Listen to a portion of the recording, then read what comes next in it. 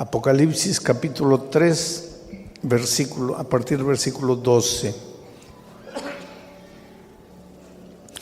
Esta es la sexta promesa a la sexta iglesia del Apocalipsis.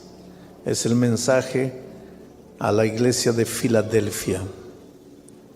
El texto dice así, versículo 12: al que venciere, yo lo haré columna en el templo de mi Dios, y nunca más saldrá de allí. Y escribiré sobre él el nombre de mi Dios, y el nombre de la ciudad de mi Dios, la nueva Jerusalén, la cual desciende del cielo de mi Dios, y mi nombre nuevo. El que tiene oídos para oír, oiga lo que el Espíritu dice a la iglesia. Al que venciere, lo haré columna en el templo de mi Dios. Vamos a entender en qué consiste esta promesa. ¿Qué cosa quiere decir que Dios te va a hacer columna en el templo? ¿Qué quiere decir ser columna en el templo?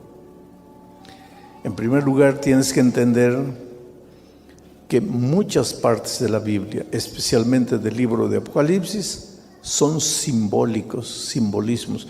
Cuando tú ves una palabra, tienes que tratar de entender lo que esa palabra significa. Pero no tienes que tratar de explicar tú, sino de buscar la explicación en la palabra de Dios, porque la propia palabra de Dios explica.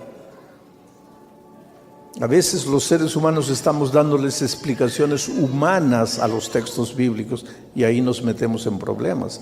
Pero hay un principio de hermenéutica. Hermenéutica es la ciencia de la interpretación bíblica. Y ese principio dice que la Biblia se explica a sí mismo. La Biblia se explica sola, no tienes que explicarla tú. Entonces, cuando yo te digo, te hago la pregunta, ¿qué cosa significa ser columna en el templo? Tú primero tienes que entender qué cosa es el templo de Dios. Y para entender qué cosa es el templo de Dios, tú no tienes que dar tus opiniones, tú tienes que leer la Escritura, porque la Escritura te va a responder. Entonces vamos al texto bíblico para entender qué cosa es el templo. Cuando Apocalipsis dice que serás columna en el templo de Dios, ¿qué está queriendo decir? Vamos al Evangelio de San Juan, al capítulo 2 del Evangelio de San Juan, a partir del versículo 18. Mira lo que dice. Y los judíos respondieron y le dijeron a Jesús, ¿no? ¿Qué señal nos muestras ya que haces esto? Porque los judíos dudaban de Jesucristo. Los judíos no creían que Jesús era el Hijo de Dios, que era el propio Dios. Y siempre le andaban pidiendo señales. ¿Qué señal nos das de que eres Dios? Y los judíos respondieron y le dijeron, ¿qué señal nos muestras ya que haces esto? Versículo 19, Jesús respondió y les dijo, destruid este templo y en 3 días lo levantaré. Dijeron luego los judíos, en 46 años fue edificado este templo, y tú en 3 días lo levantarás. Pero Jesús hablaba del templo de su cuerpo. Interesante, ¿no? Jesús estaba pasando con los judíos, sus discípulos, cerca del templo de Jerusalén. Y los judíos le preguntaron a Jesús, a ver, danos una señal, una muestra, pruébanos que tú eres Dios. Jesús le dijo, destruid este templo y en 3 días yo lo voy a levantar de nuevo. Como los judíos no entendían, porque cuando escuchaban la palabra templo, pensaban en el templo, en la estructura, en el edificio. Entonces los judíos pensaron, pero estás loco. Si nos ha llevado 46 años para construir el templo, ahora tú en 3 días lo vas a levantar de nuevo. Y entonces el texto dice, pero Jesús no estaba hablando del templo de piedras, de cemento, de ladrillo. Jesús estaba hablando de su cuerpo, porque su cuerpo es el templo espiritual. Entonces, cuando Jesús dice que si vences te va a hacer columna en su templo, no está hablando en el templo físico. Está diciendo que tú vas a ser columna en su cuerpo. Y ahora se complican las cosas más. ¿Cómo es que yo voy a ser columna en el cuerpo de Cristo?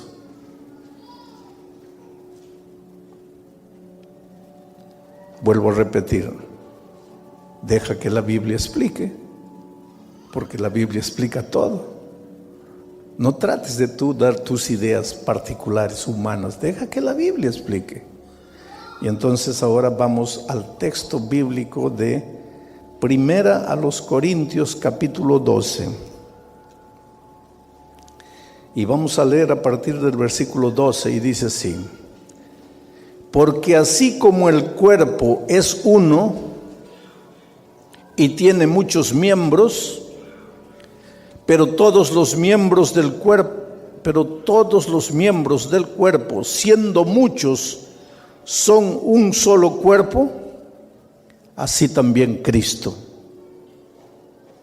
Porque por un solo espíritu fuimos todos bautizados en un cuerpo, sean judíos o griegos, sean esclavos o libres, y yo diría sean guatemaltecos o hondureños o salvadoreños o mexicanos o cubanos o brasileños o alemanes o americanos.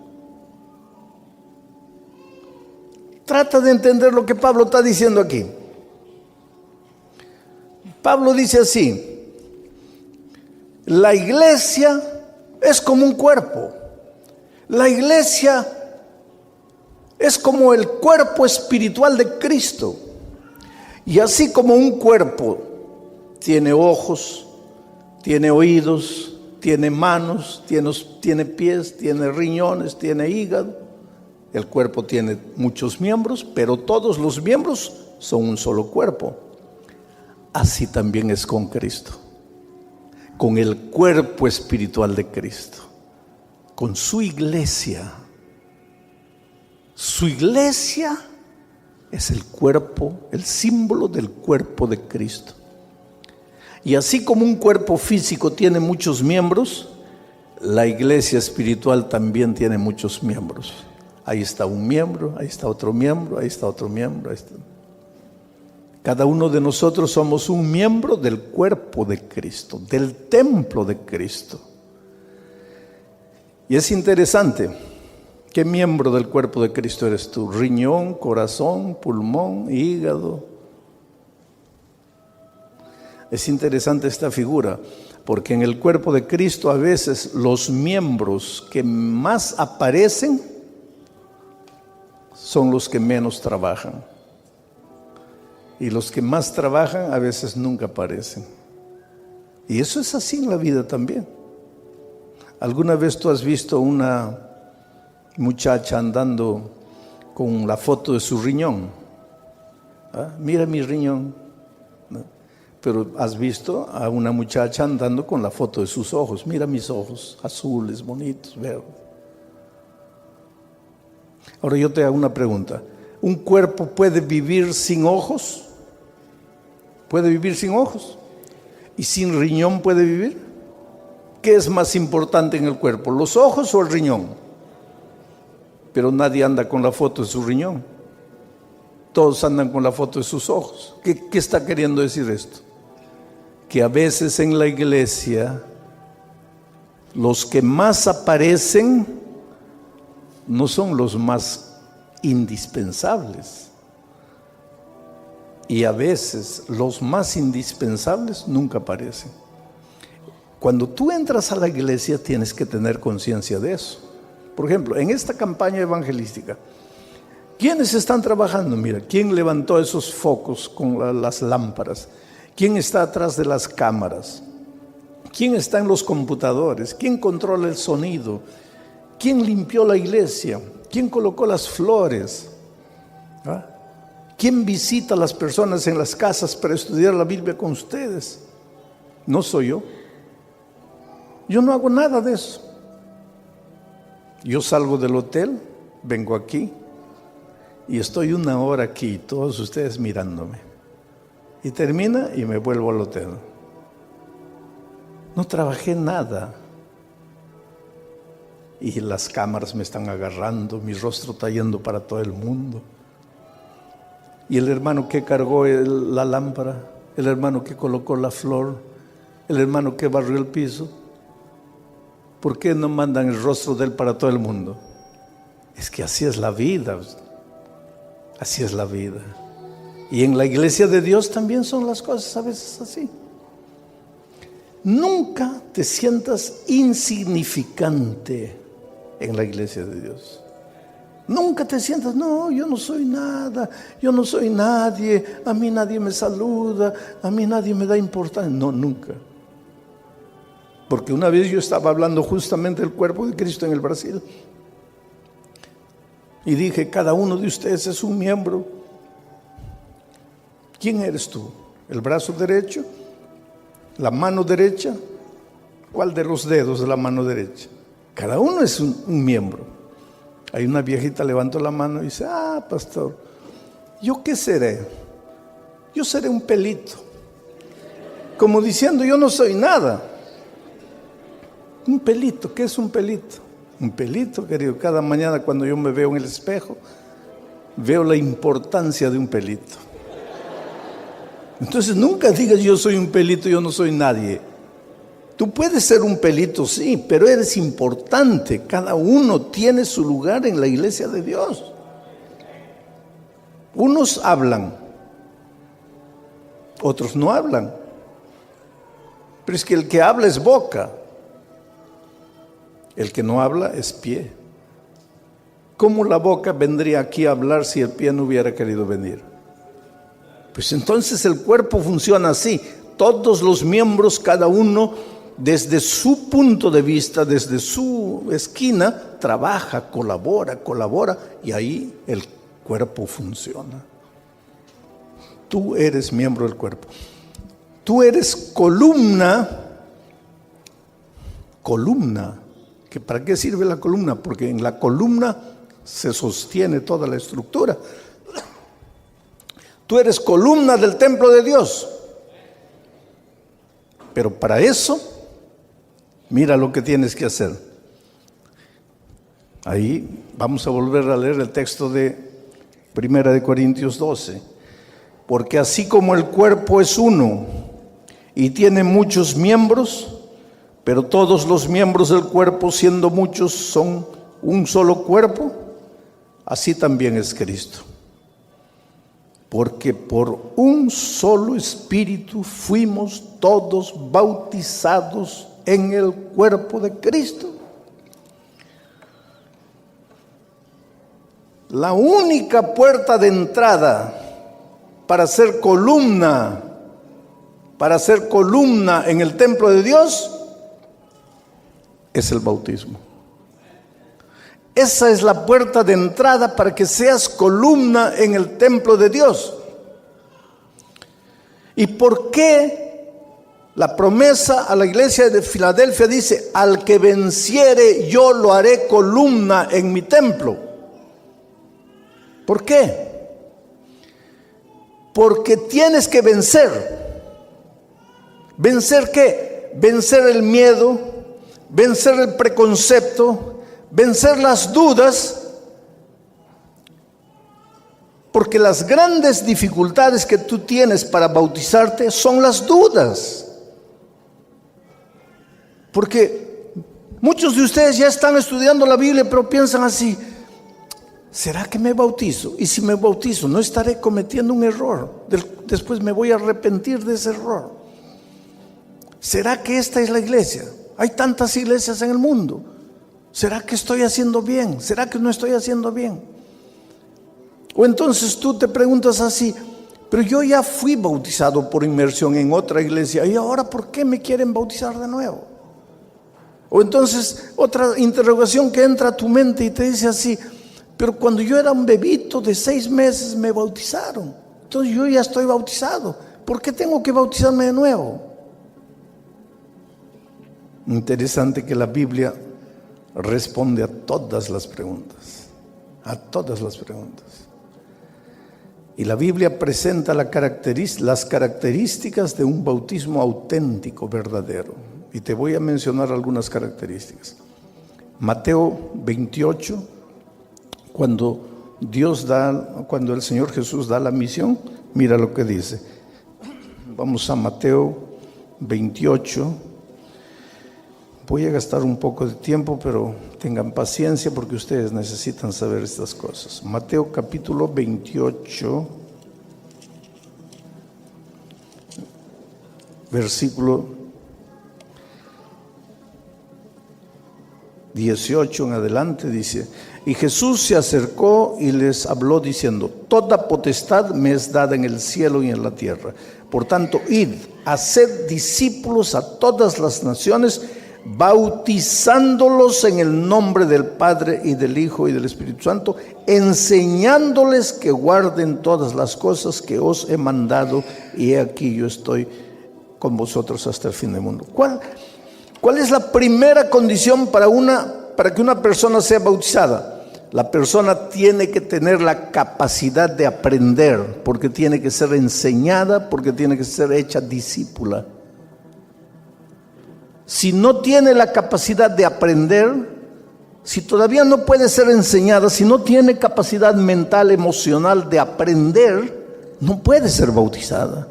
Porque uno de los requisitos para que la persona sea bautizada es que tenga la capacidad de aprender. Mi pregunta es la siguiente: ¿un bebito de 6 meses tiene capacidad de aprender, de ser enseñada en las verdades bíblicas?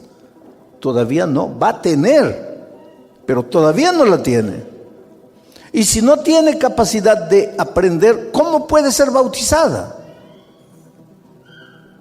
Esa es una pregunta interesante. Otra característica del bautismo bíblico, auténtico, verdadero, está en el capítulo 2 del libro de Hechos de los Apóstoles. Hechos, capítulo 2. Mira lo que dice ahí.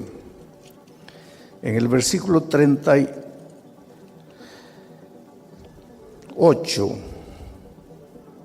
dice así: y Pedro les dijo: arrepentíos y bautícese cada uno de vosotros en el nombre de Jesucristo para perdón de los pecados, y recibiréis el poder del Espíritu Santo. Arrepentíos y bautícese cada uno. Segunda característica de un bautismo verdadero: tienes que arrepentirte de tus pecados antes de ser bautizado. Un bebito de 6 meses puede arrepentirse de sus pecados. Si el pobrecito no tiene conciencia, ¿de qué se va a arrepentir? ¿Cómo se va a arrepentir? Y si no se puede arrepentir, ¿cómo puede ser bautizado? Primera característica: tiene que ser enseñado. No puede ser enseñado, no puede ser bautizado. Segunda característica: tiene que arrepentirse. No puede arrepentirse, no puede ser bautizado. Tercera característica: Marcos 16:16 dice: el que creyere y fuere bautizado, este será salvo. Un bebito de 6 meses puede creer. ¿Cómo va a creer? No tiene condición mental de creer. ¿Y cómo puede ser bautizado? Quiere decir que si un bebito es bautizado sin haber sido enseñado, sin haberse arrepentido, sin haber creído, ese bebito fue bautizado en un bautismo que no tiene las características auténticas de un bautismo verdadero. Te voy a hacer una ilustración. Vamos a decir que yo tengo aquí un billete de $100. Vamos a decir, este es de 20. También 20. Aquí está, un billete de $20. ¿Vale alguna cosa esto? No. ¿Ah? ¿Qué puedo comprar con $20? ¿Vale alguna cosa? Vamos a decir que no tengo nada que comer, estoy muriendo de hambre, no tengo amigos, no conozco a nadie. ¿Me valdría $20 para alguna cosa? Sí, muy bien. Entonces tengo que guardarlo porque es precioso esto. Me va a salvar de muchas cosas. Lo guardo con mucho cariño aquí. No, mejor aquí, cerca del corazón, el lugar más precioso, ahí, guardadito. Ahí un día vengo a una reunión como esta y alguien dice, mire, les voy a dar las características de un billete verdadero, porque hay mucho billete falso. Les voy a dar las características de un billete verdadero. Primera característica: si pasas el dedo por el papel no es fino, el papel es medio asperito. Primera característica. Segunda característica: si tú estrujas el papel y lo sueltas, él inmediatamente se abre. Si no se abre, es falso. Si se abre, es verdadero. Tercera característica: agarras el billete y lo miras en la contraluz, vas a ver un sello de agua. Si tiene el sello, verdadero. Si no tiene, falso.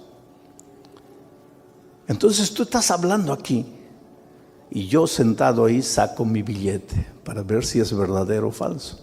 Primera característica: el papel tiene que ser medio áspero. Y yo paso fino completamente y me comienzo a asustar. Ay, Dios mío. Segunda característica: si tú lo aprietas y lo sueltas, tiene que soltarse rápido y el billete no se suelta. Ay. Tercera característica: si lo miras atrás, luz, tiene que tener el sello. Y yo miro, no tiene el sello. ¿Cuánto vale mi billete? Entonces ahora tú me dices, pastor, yo me bauticé cuando tenía 6 meses. Muy bien. ¿Fuiste enseñado? No. ¿Te arrepentiste? No. ¿Creíste? No. Entonces, ¿cuánto vale tu bautismo? No estás bautizado. Entonces no digas, me voy a bautizar de nuevo. ¿Qué te vas a bautizar de nuevo si nunca te bautizaste? En las características del bautismo bíblico, no te bautizaste. Pero ahora viene Pablo y dice, yo te haré columna, viene el ángel a la iglesia de Filadelfia y le dice, yo te haré columna en el templo de mi Dios. Vas a ser un miembro del cuerpo de Cristo. Vas a formar parte del templo espiritual de Dios, pero para eso tienes que entrar al tanque del bautismo, porque es a través del bautismo que se entra al templo de Dios. Y para eso tienes que vencer. ¿Vencer qué? Tu preconcepto. Porque ahora comienza el miedo. Ay, pero si yo me bautizo, mi pobre mamá que ya murió, ¿cómo se va a sentir la pobrecita si ella me bautizó a los 6 meses? ¿Tú te das cuenta de lo que tienes que vencer? Vas a tener que vencer. Por eso dice, al que venciere yo lo haré columna en mi templo, porque tienes que vencer temores, preconceptos y muchas cosas. Ahora, hay personas que se han bautizado con un conocimiento parcial del Evangelio. Ya conocían la Biblia, ya conocían la gracia maravillosa de Cristo y se bautizaron por inmersión. Pero después descubrieron otras verdades de la Biblia. Otras verdades de la Biblia. Entonces yo te voy a leer aquí lo que dice. ¿Se me cayó? Bueno, gracias. Hechos capítulo 19. Pablo llegó a Efeso y encontró gente que ya se había bautizado. Ya había sido bautizada por inmersión en el agua, pero había sido bautizada con un conocimiento parcial del Evangelio. Mira, la historia dice así. Aconteció que entre tanto que Apolos estaba en Corinto, Pablo, después de recorrer las regiones superiores, vino a Efeso Y hallando a ciertos discípulos les dijo: ¿recibisteis el Espíritu Santo cuando creísteis? ¿Oísteis hablar del Espíritu Santo? ¿Sabéis lo que es el Espíritu Santo? Y ellos le dijeron: ni siquiera hemos oído si hay Espíritu Santo. O sea, ellos habían sido bautizados por inmersión, pero nunca habían escuchado el tema del Espíritu Santo. No sabían nada, no habían oído nada. Versículo 3. Entonces Pablo les dijo: ¿en qué pues fuisteis bautizados? Ellos dijeron: en el bautismo de Juan. Dijo Pablo: Juan bautizó con bautismo de arrepentimiento, diciendo al pueblo que creyesen en aquel que vendría después de él, esto es, en Jesús el Cristo. Cuando oyeron esto, ellos fueron bautizados de nuevo en el nombre del Señor Jesucristo. Aquí está una cosa interesante. Creyentes que ya se habían bautizado por inmersión, pero no habían conocido todas las verdades bíblicas. Y cuando Pablo llega y les dice: pero ustedes ya conocen el tema del Espíritu Santo, ellos dicen: ni siquiera hemos oído hablar de ese tema, pero aquí está, mira, aquí está. Entonces, ¿cómo se bautizaron ustedes? Pues con el conocimiento que teníamos, que Juan nos enseñó. Y después que Pablo les explicó todas las verdades, ahora ellos se bautizaron de nuevo en el nombre del Señor Jesucristo. O sea, si tú has sido bautizado con un conocimiento parcial del Evangelio, pero después llega un conocimiento mayor del Evangelio, no tengas miedo de bautizarte, aunque te hayas bautizado por inmersión, porque eso es lo que hicieron estos discípulos. Pero queridos, es evidente que todos en el fondo tenemos miedo de lo desconocido, porque el ser humano es muy afianzado a sus raíces. Entonces, bautizarse quiere decir salir de lo que conoces y pisar en lo que no conoces. Entonces, eso te provoca un cierto miedo. Pero estos días estamos viendo que la puerta de entrada es el bautismo. Y por eso, si tú todavía no te has bautizado en el bautismo auténtico de la Biblia, o si te has bautizado por inmersión con un conocimiento parcial del Evangelio, pero ahora llegó el conocimiento completo del Evangelio, no tengas miedo en bautizarte. Sabes que a veces Dios llama, y tú no quieres. Dios sigue llamando. Dios te llama con tanto amor, con tanto cariño, ¿sabes? Pero el ser humano dice no. Y Dios insiste.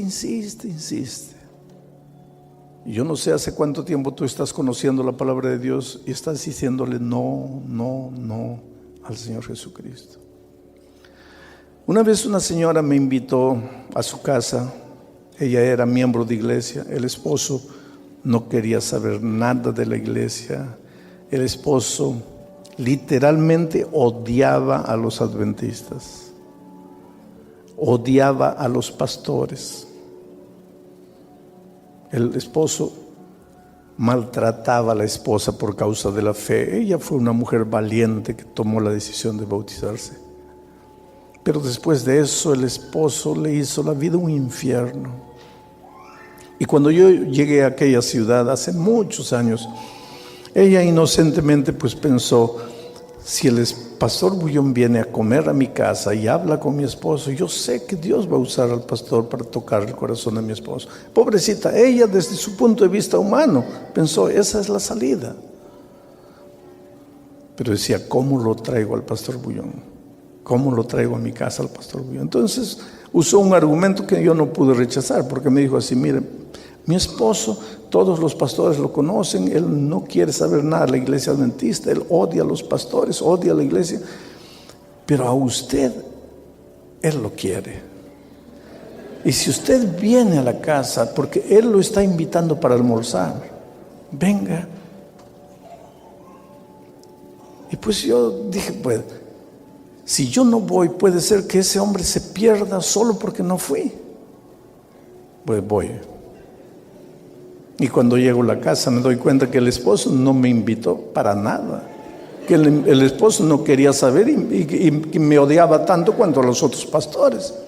Pero ya estaba metido en la boca del lobo, ya no podía salir.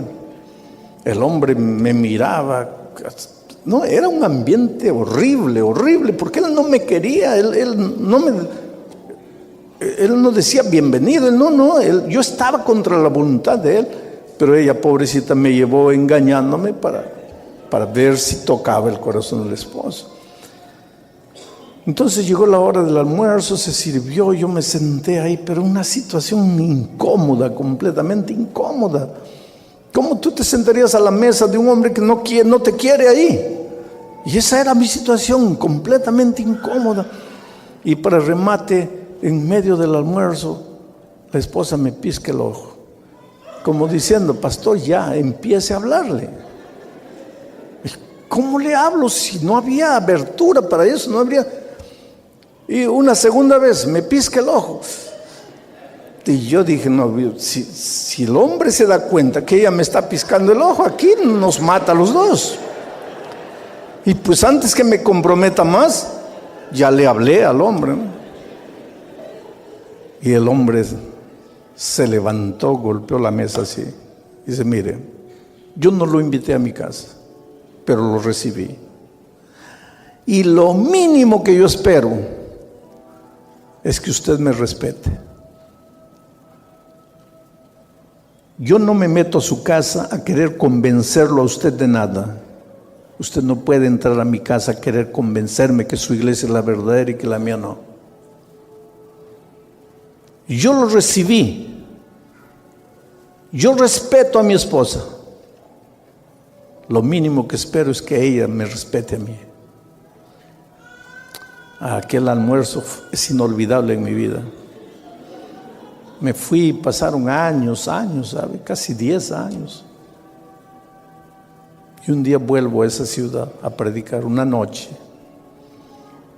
Y cuando salgo ella viene atrás, pastor, ¿se acuerda de mí? Yo nunca me olvidaría de esa señora.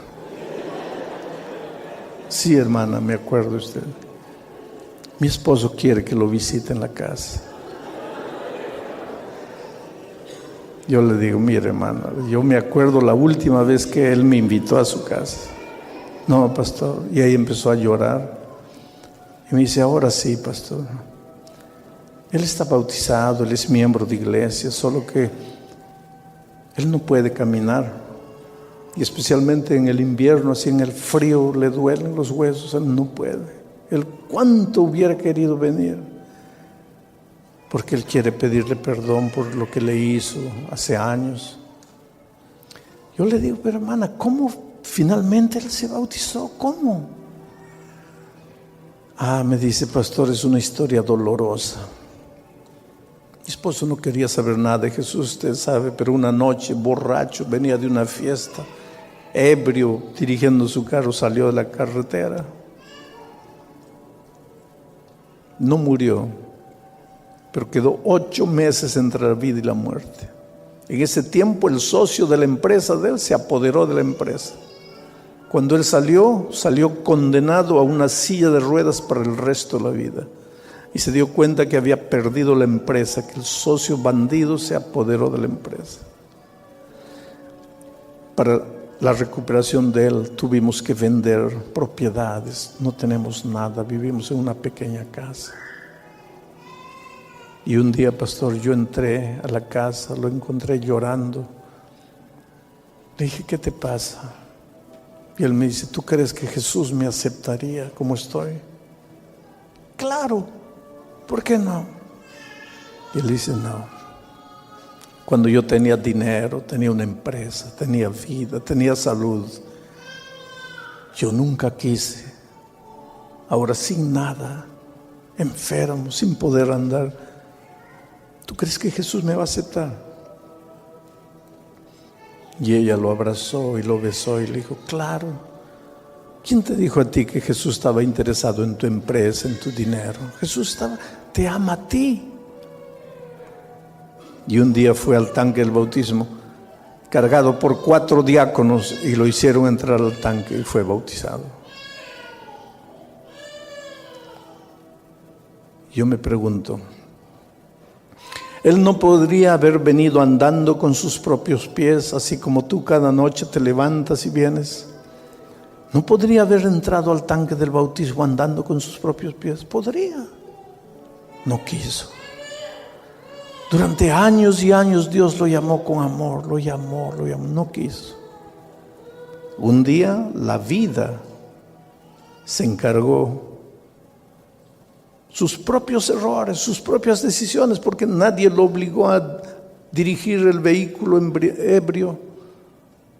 La vida lo dejó en una situación. Vino a bautizarse, pero cargado por 4 personas. Por eso la Biblia dice, hoy es el día de buena nueva. No es mañana, no es el próximo año, hoy. Y por eso Jesús esta noche dice, hijo, tú eres tan precioso que yo quiero hacerte miembro de mi templo, columna en mi templo.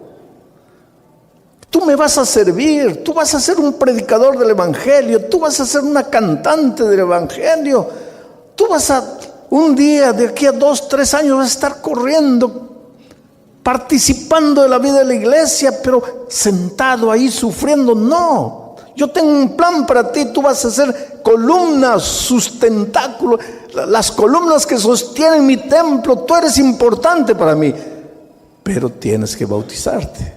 Porque la puerta de entrada es el bautismo.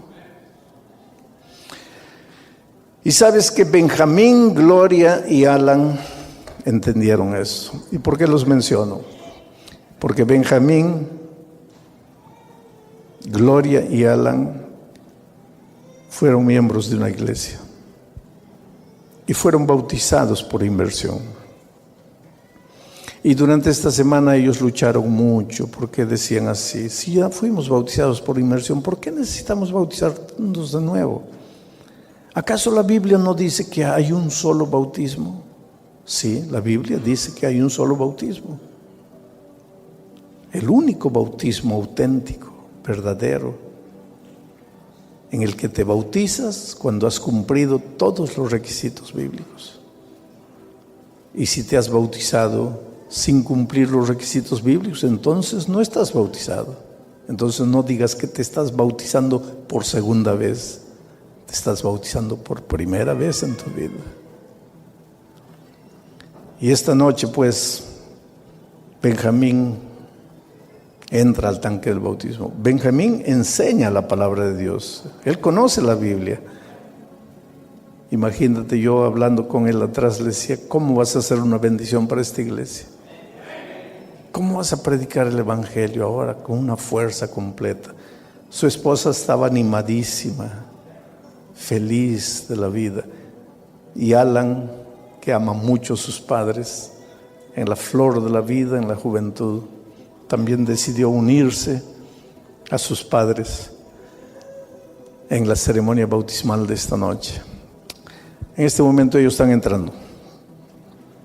Benjamín, Gloria y Alan. Y si tú estás sufriendo en tu corazón, luchando para vencer el miedo, el preconcepto, el temor, la duda, yo estoy orando en tu corazón para que Dios haga maravillas en tu vida y tú formes parte de las columnas del templo y tú seas un miembro activo de iglesia y Dios haga maravillas a través de tu vida. Miren qué linda familia, ¿no? Qué linda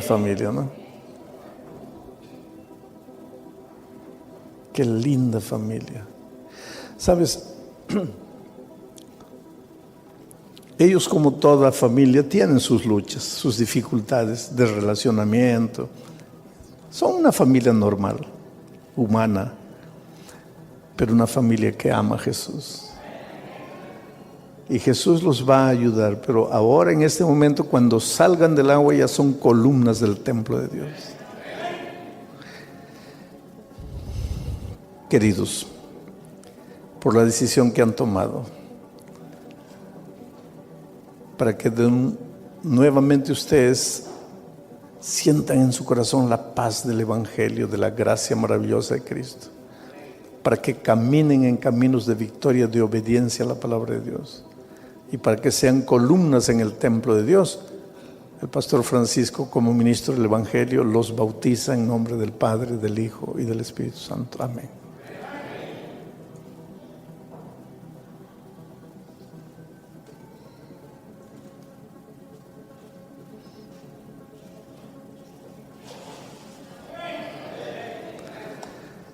Qué bonito, ¿no?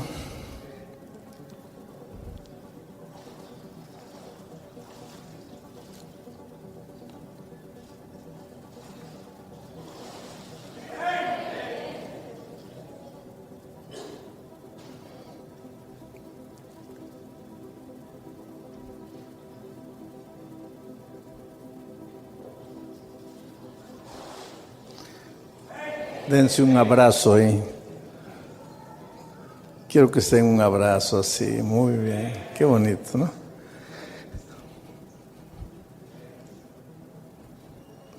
Hay un himno que dice: ¿qué sería de mí si no me hubieras encontrado? ¿Dónde estaría yo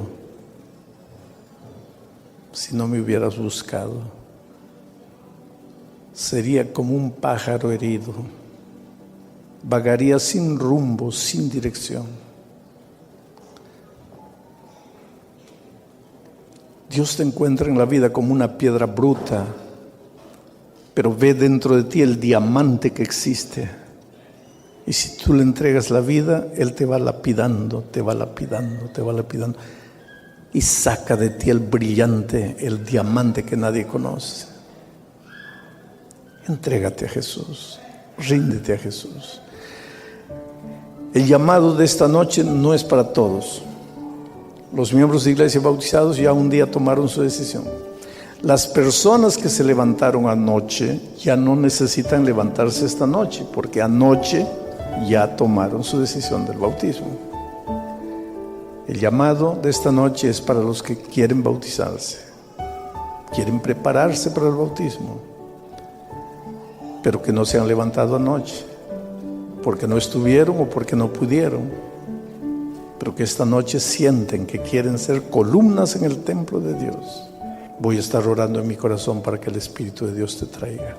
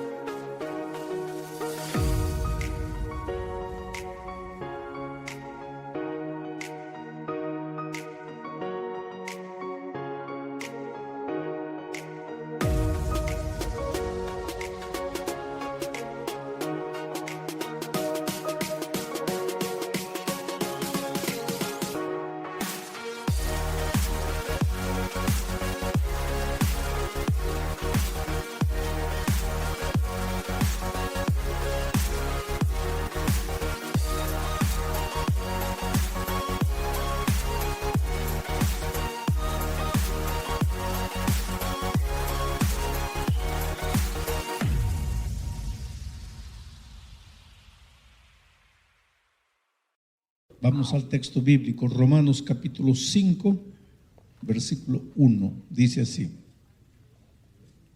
justificados pues por la fe, tenemos paz para con Dios por medio de nuestro Señor Jesucristo. Justificados pues por la fe, tenemos paz para con Dios por medio de nuestro Señor Jesucristo. Primero tenemos que entender qué significa ser justificado. Ser justificado es ser abrazado por la justicia. La justicia es Jesús. Jeremías, hablando de la venida del Mesías, dijo: en sus días, en los días del Mesías, Judá será salvo e Israel estará seguro. Y este es el nombre por el cual será conocido el Mesías: Señor, justicia nuestra. Jesús es la justicia. ¿Qué cosa es ser justificado?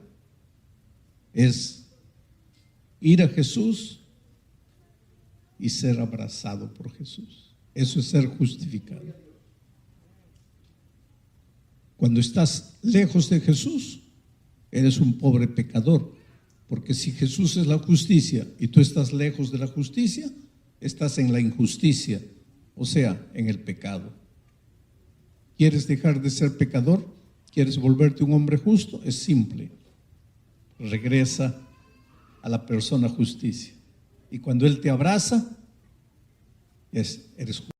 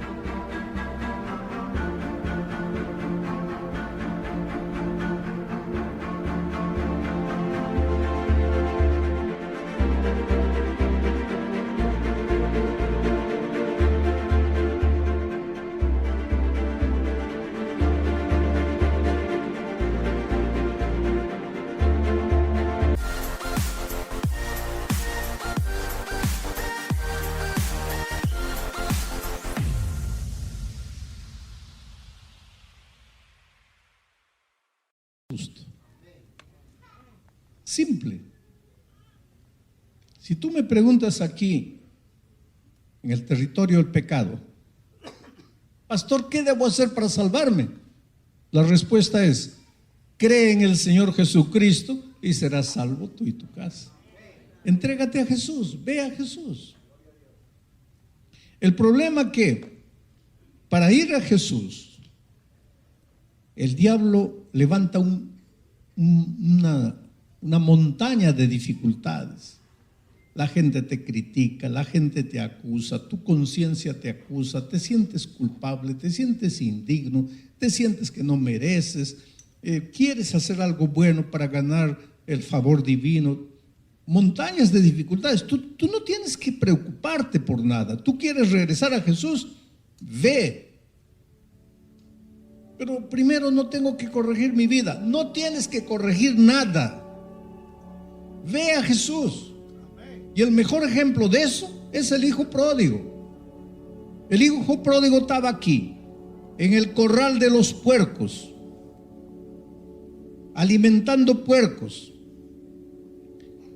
oliendo a puerco, el excremento de los puercos colado en su ropa, cabello sucio, uñas largas, oliendo a puerco, los piojos cayéndole, hambriento, desesperado, triste. Así es como nos encontramos cuando estamos lejos de Jesús, no en el sentido físico, pero en el sentido moral. Sucios, inmundos, metidos en miseria, en la basura de esta vida, moralmente, no físicamente. ¿Y qué dijo el hijo pródigo? Cuando entendió que el padre lo amaba, dijo, me levantaré e iré. ¿Y sus problemas acabaron? No acabaron. Porque diciendo, me levantaré e iré, nada se resuelve. Sus problemas acabaron cuando se levantó y fue. Porque la vida no es un día me entregaré, un día aceptaré, un día me bautizaré. No, Señor, ahí nada se resolvió. El problema se resuelve cuando sales del buen deseo, de la promesa, de la buena intención y vas. Y el hijo fue.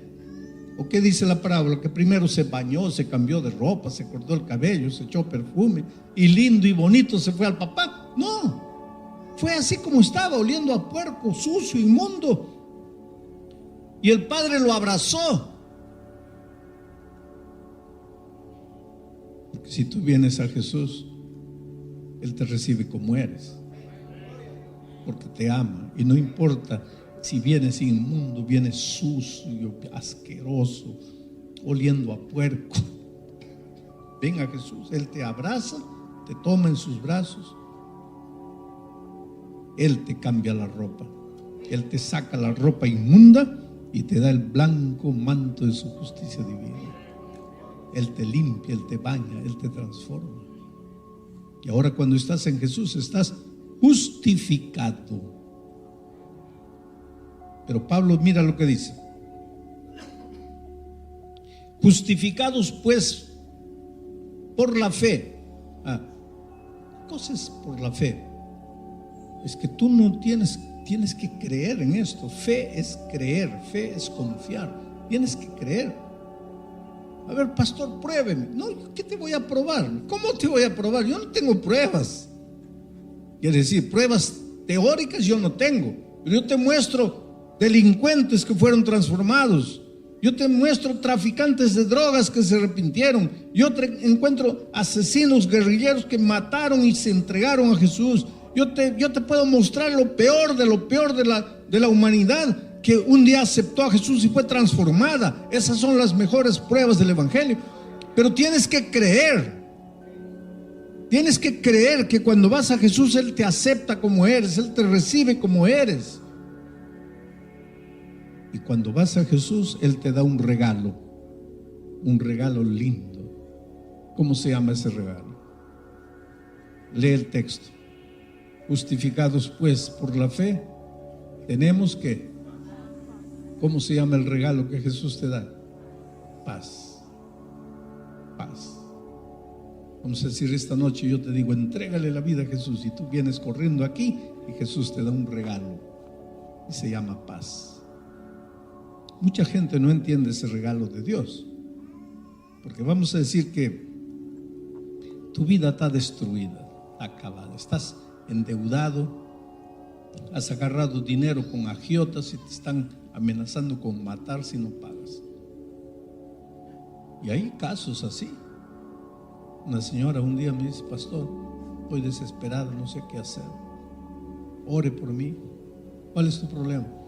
Debo $50,000, pastor, y mi esposo no gana más que $1,000 por mes en otro país. Aquí con $1,000 te mueres de hambre. Mi esposo no gana más de $1,000 y estoy debiendo $50,000. Y lo peor, pastor, mi esposo no sabe que debo. Y yo no trabajo, solo mi esposa trabaja porque yo cuido de los chicos. ¿Y cómo debes? No, pastor, es que no comenzó con 50,000, comenzó con 100, fue a 200, porque así es la deuda, ¿no? Te presto 100, pero me devuelves 150. Y tú dices: está bien. Al final de mes no hay 150. Te presto 150, pero me devuelves 200. ¿Sí? Y la bola de nieve va creciendo. Y ahora estaba debiendo 50,000.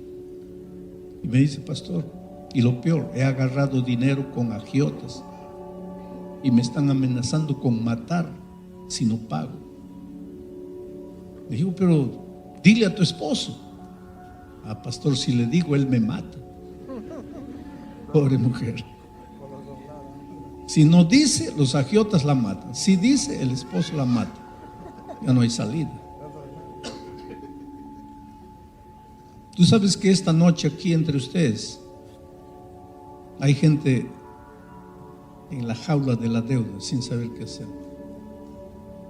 Y mira que yo no te conozco, nunca te vi. Tú tienes que aprender a vivir sin deudas, ¿sabes? Pero para eso necesitas paz en tu corazón. Pero vamos a decir que estás desesperado, no sabes cómo hacer para pagar. Y vienes, escuchas decir: hay un pastor que está predicando allá. Y vienes, estaba predicando en Angola el otro día, 80,000 personas todas las noches en el Estadio Nacional de Angola.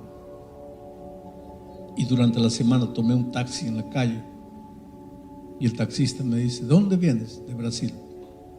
¿Sabes que hay un profeta brasileño en el estadio todas las noches? Hace milagros. Digo: sí, ¿qué milagro hace? No sé, dice que hace milagros, yo voy a ir el sábado. Bueno, escuchas que hay un profeta aquí haciendo milagros y vienes. Y yo te digo: entrégale la vida a Jesús y tú vas adelante. Cuando vienes adelante, dime, en el fondo, con toda sinceridad, ¿qué es lo que quieres que Dios te haga? Dime, ¿qué es lo que quieres que Dios te haga? Cuando tú le entregas la vida a Jesús, ¿qué es lo que estás queriendo? Paz. ¿Qué paz? Lo que tú quieres es $50,000 para pagar la deuda. Tú quieres un milagro, vamos a ser sinceros. Tú quieres que Dios te mande el dinero para pagar la deuda. Tú estás con cáncer, entras aquí desesperado. ¿Qué es lo que quieres en el fondo que Dios te haga? Que te cure del cáncer. Pero ahora viene, Pablo dice: Dios no te hace caer el dinero, ni te cura el cáncer. Dios te da paz. Amén. Sí, pero te vas triste. Amén. Oh Señor, mira, gracias por la paz. Yo no te voy a rechazar la paz, todos necesitamos paz. Pero si me conocieras bien, si supieras cuál es mi problema, no me darías paz, me darías $50,000. Porque mi problema no es paz. Todos queremos paz, pero yo necesito ahorita dinero. Yo necesito que me cures el cáncer. Ahora, ¿por qué Dios, en lugar de darte dinero o curarte el cáncer, te da la paz? ¿Por qué? ¿Tú crees que Él no te conoce? ¿No sabe el drama que estás viviendo? Sabe. ¿Y por qué te da paz? Por un motivo. Y ahora vas a entender esto. Cuando Adán y Eva pecaron, se separaron de la justicia, se fueron al terreno de la injusticia. El primer sentimiento negativo que el diablo colocó en el corazón de Adán y Eva fue el miedo. Miedo. Antes del pecado no existía miedo. Cuando Adán y Eva pecaron, el diablo colocó miedo en su corazón, como diciendo así: si coloco miedo en el corazón de ellos, ya no tengo que perder el tiempo para destruirlos, porque el miedo solito los va a acabar. Y efectivamente, el diablo tenía razón. El miedo paraliza, el miedo te amputa, el miedo te coloca en una silla de ruedas, el miedo te amarra. Dicen que 98% de los problemas que el ser humano tiene su raíz en el miedo. Ese problema está en este momento en tu vida. Piensa, la raíz es el miedo. Y tú me vas a decir: no, pastor, no es verdad. Estoy sin empleo. Y no es por miedo, es porque no hay empleo. No, querido, tu problema es el miedo. No, pastor, no es el miedo. Yo voy a buscar trabajo, pero no hay empleo. Te voy a probar. Mañana vas a buscar empleo, vas a aplicar, te entrevistas con el jefe, le das la mano, esa mano mojada, fría, helada. Ya perdiste el empleo. ¿Quién te va a dar empleo? Sí, pero pastor, ¿qué culpa tengo yo que mi mano suda? Ah, no, ¿y por qué suda? Miedo. Vas con una actitud de así: ojalá que me den el empleo, ojalá que me paguen $12 por hora. Oh, $12 ya sería una bendición. ¿Por qué no levantas la cabeza y vas así? Señor, tú eres el rey del universo, yo soy tu hijo. ¿Cómo se llama el hijo del rey? Príncipe. Señor, yo soy un príncipe. Y un príncipe no gana $12 por hora. ¿O has visto un príncipe ganando $12 por hora? Por lo tanto, Señor, yo merezco $25 por hora. Como el Hijo de Dios.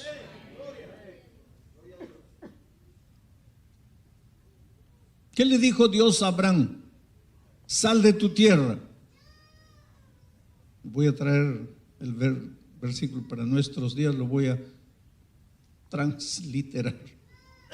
Sal de Guatemala, vete a Estados Unidos. Y por donde vas serás una bendición. Y si alguien te bendijere, yo lo bendeciré. Tú serías capaz de mirar al que te va a dar empleo y decirle: mire, mejor déme el empleo, porque yo soy hijo de Dios y Dios me ha prometido que si tú me bendices, Dios te va a bendecir a ti. Entonces más te vale darme el empleo. Pero es que tú tienes que vivir con esa actitud, porque eres hijo de Dios. Claro que el diablo te ha pisado, te ha tirado al suelo, te ha hecho creer que no vales nada, que no mereces nada, pero tú tienes que levantar la cabeza. Ahora, ¿por qué piensas así? Porque tu corazón está lleno de miedo. Miedo, no merezco, no soy nada, no valgo nada. Por eso cuando vienes a Jesucristo, el primer regalo que Jesús te da es la paz. La paz es lo contrario del miedo. Cuando vas a Jesús, Él saca de tu corazón el miedo y coloca la paz, que es confianza, seguridad. Ahora cuando...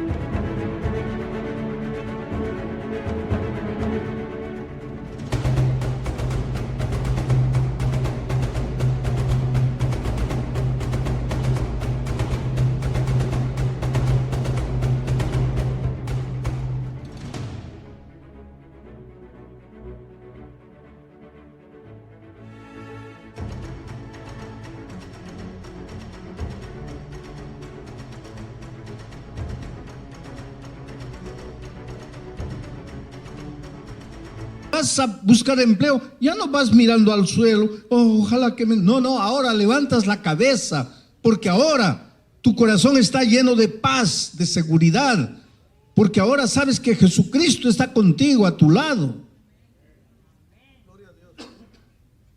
La semana pasada yo me desmayé, casi en la predicación. Y los médicos dicen, pastor, no puede predicar esta noche, no, tiene que descansar, va a quedar internado. Yo sé y respeto la opinión de los médicos y sé que los médicos son instrumentos divinos para curar. Pero hay momentos en la vida, querido, hay momentos en la vida que tú tienes que aprender a salir del terreno que pisas y entrar en la dimensión de la fe. Y yo me pregunté a mí mismo, ¿qué estoy haciendo aquí? ¿Estoy jugando fútbol? ¿Para qué vine al Perú? ¿Vine a visitar? ¿Vine a hacer turismo? Vine a predicar, vine a cumplir la misión. Y en el nombre de Dios voy a entrar. Y en el nombre de Dios voy a predicar. Y voy a salir. Y aquí estoy. No solo allá, estoy aquí. Pero eso tiene que ser en todo en tu vida, querido, en todo en tu vida. Estás soltero con 50 años. El otro día alguien me dice, pastor, ayúdeme a orar porque estoy orando. Así, estás orando. ¿Hace cuánto tiempo? Pastor, hace años. ¿Y a cuántas chicas te declaraste? No, a ninguna. ¿Qué quieres? ¿Que Dios te haga caer la chica del cielo? Tienes que ir. Pero pastor, no, si no me acepta. Pues ¿cómo vas a saber si te acepta o no si no hablas? Es que tu corazón está lleno de miedo. Y ahora los psicólogos dicen una cosa interesante. Los psicólogos dicen que los peores miedosos son los mujeriegos. ¿Sabes quién es un mujeriego? Ese que no está contento con una mujer, busca una, busca otra. Los peores miedosos son los mujeriegos. Y tú te vas a preguntar, ¿pero miedo de qué? Porque el mujeriego tiene fama de macho, ¿no? Y sin embargo es el más miedoso. ¿Pero tiene miedo de qué? Ojalá que no haya ningún mujeriego esta noche aquí, porque le va a ir mal. Tiene miedo de no ser hombre. Entonces, como un grito escandaloso de su inconsciente, cuando busca a una mujer, lo que está diciendo es, quiere probar, quiere afirmar su masculinidad. Soy hombre. Ahí va en otra aventura, soy hombre, soy hombre, soy hombre, soy hombre. Y repite, soy hombre, porque no cree que es hombre. Porque el verdadero hombre no tiene que probar nada, él es hombre. Y no necesito más que una esposa. No necesito salir buscando a todas las mujeres para probar que soy hombre. Pero tú sabes cómo, hasta ahí el miedo está metido. ¿Por qué los hogares discuten, se agreden? Los hombres que más gritan en casa son los más cobardes, los más miedosos. Pero solo vas a entender cuando vas a Jesucristo y Él arranca el miedo de tu corazón y te coloca la paz. Ahí no tienes miedo de pedir perdón. Ahí no tienes miedo de decir, hija, me equivoqué, perdóname. Ahí no tienes miedo de decir, dame una segunda oportunidad. Porque ahora tienes paz en tu corazón. Por eso Pablo dice, cuando vas a Jesucristo y Él te abraza, eres justificado, te da un regalo llamado paz. Pero ahora vamos a hablar de milagros. Porque si tú entras endeudado aquí, y cuando te digo entrégale la vida a Jesús, vienes aquí adelante y le entregas la vida a Jesús esperando que Él haga el milagro. Y el milagro que esperas es que te haga caer $50,000. Yo te pregunto, ¿tú crees que Dios podría responderte que tú esta noche vas a tu casa, te acuestas, te arrodillas y a medianoche alguien picotea tu ventana y te despiertas y vas y es un cuervo y trae en su pico $50,000? ¿Dios podría hacer eso, no? por favor no te atrevas a dudar del poder de Dios. Dios es Dios, queridos. Dios es Dios. Dale a Dios el derecho de ser Dios. El otro día alguien me decía, pastor, pero ese Dios no existe hoy. Ese Dios era el Dios de la Biblia. Abrió el mar rojo, hizo caer maná del cielo, sacó agua de la roca, trajo comida para Elías con un cuervo, cerró la boca de los leones. Ese es el Dios de la Biblia. Ese Dios ya no existe hoy. ¿Pero qué dice Dios? Dice, yo soy ayer, hoy y por siempre el mismo. Él no cambia. Hoy también Dios hace milagros. Yo estaba predicando en una ciudad, una iglesia así, más o menos parecida como esta. Hice una invitación, ¿cuántos quieren entregarle la vida a Cristo? Y una señora que estaba en una silla de ruedas se levantó y vino caminando con dificultad, pero vino caminando. Y la iglesia toda empezó a llorar. Y los hermanos se abrazaban unos a los otros y yo no entendía qué es lo que sucedía. Vino mucha gente, muchos lo abrazaron a ella. Yo pensé seguro que hace muchos años que tenía que tomar la decisión y no la tomó. Y ahora la tomó y toda la iglesia está emocionada. Pero cuando salí afuera, me contaron. Me dicen, esta noche sucedió un milagro. Esa señora hace 18 años sufrió un accidente de tránsito. Se hirió la columna y hace 18 años no camina. Y esta noche se levantó y vino andando. Pues Dios existe hoy. Dios es Dios, querido. Pero Dios hace dos clases de milagros. Primero, los milagros